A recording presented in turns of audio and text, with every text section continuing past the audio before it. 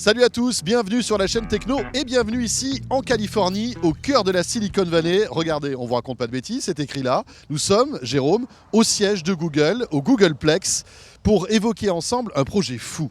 Et oui, c'est un projet qui vient d'être annoncé par Google. Imaginez un peu un système qui permette d'offrir une connexion Internet à haut débit, à bon marché, à tous les habitants de la planète qui n'y ont pas accès aujourd'hui grâce à des ballons dans le ciel.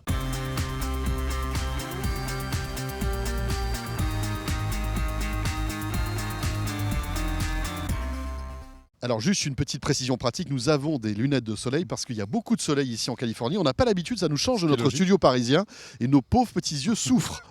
Donc c'est pour ça, on n'est pas en train de se stariser, Jérôme. Pas du tout. Bon alors cette histoire de ballon, c'est quand même incroyable. En plus, on remercie Google quand même d'avoir attendu qu'on arrive à San Francisco pour annoncer ce projet. Ça nous touche véritablement. C'est vraiment sympa. Donc pour l'instant, c'est une expérimentation. C'est complètement expérimental. Mais alors en deux mots, voici le principe.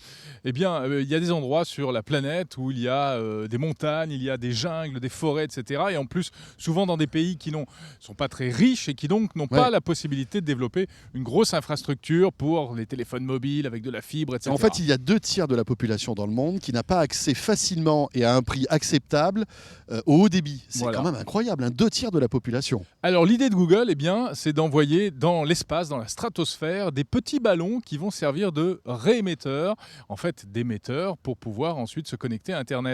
Donc regardez ces espèces de ballons de quelques mètres de diamètre. Qui vont monter très très haut dans la stratosphère. Alors c'est pas tout à fait l'espace. Non, pas encore. Voilà, on est juste, en fait c'est 2 fois plus haut que l'altitude des vols commerciaux. C'est ça. Donc c'est quand même assez élevé. C'est au-dessus des avions mais en dessous des satellites, environ 20 km d'altitude. Il fait un peu frais là-bas. Et donc comme c'est haut, les ondes vont pouvoir redescendre sur Terre et couvrir un rayon, chaque ballon pourra couvrir un rayon de 1200 km². Ce qui est quand même beaucoup. Oui, effectivement. Alors ensuite, donc, vous avez une sorte d'émetteur au sol, un opérateur, un fournisseur d'accès en fait, qui envoie le signal Internet vers les ballons, qui peut toucher jusqu'à 5 ballons. Ce qui fait que ça pourrait toucher un client situé à 200 km. Alors imaginez dans un pays africain par exemple où il n'y a pas de réémetteur, c'est vraiment intéressant. Alors la question que je me pose, Jérôme, parce qu'un ballon, ça bouge. Je veux dire, c'est pas un avion, c'est pas quelque chose de véritablement stable. Donc qu'est-ce qui va se passer? C'est-à-dire qu'il va falloir que je cours derrière le ballon pour garder ma connexion Internet? Alors non, parce que d'abord... Chérie, bouge pas, je cours derrière le ballon. Et je te rappelle. Non, comment ça va se passer? Le principe, pour l'instant, il n'y a qu'une trentaine de ballons qui a été lancé. En Nouvelle-Zélande, c'est ça, c'est un test. Voilà, mais l'idée, ce serait d'en mettre environ 200, enfin plusieurs centaines, sur une zone pour que ce soit couvert en permanence.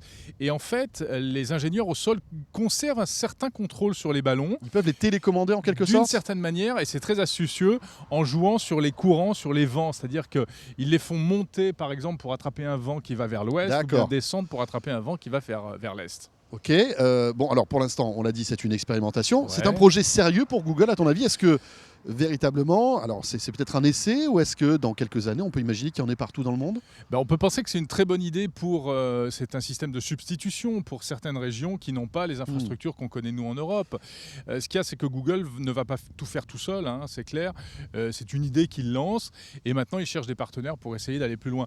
Il faut signaler, François, que ça sort d'un labo de Google qui s'appelle le Google X, qui est un truc un peu spécial, un peu secret. Avec des projets un peu fous. Avec des projets un peu fous. C'est de là que sont sortis la Google Car, la voiture qui roule toute seule, et les Google Glass. Alors regardez, quand on est au sol, en fait, on a, en fait, c'est pas avec votre smartphone que vous allez capter ce signal. Il faut un récepteur particulier. C'est cette petite boule, donc que vous pourriez installer, par exemple, je sais pas, sur le toit de votre maison, ou sur votre fenêtre, etc.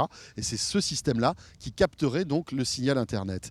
Juste une petite parenthèse, un petit clin d'œil. On est ici à Mountain View, et c'est incroyable parce que lorsque vous checkez vos réseaux Wi-Fi, vous avez tout le temps du Google Wi-Fi. Donc c'est pas du ballon, mais on voit qu'ici il y a du Wi-Fi gratuit partout.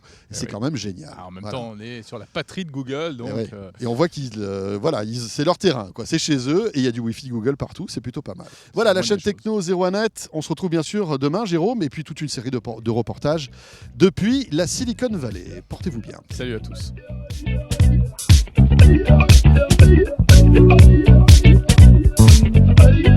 Bye.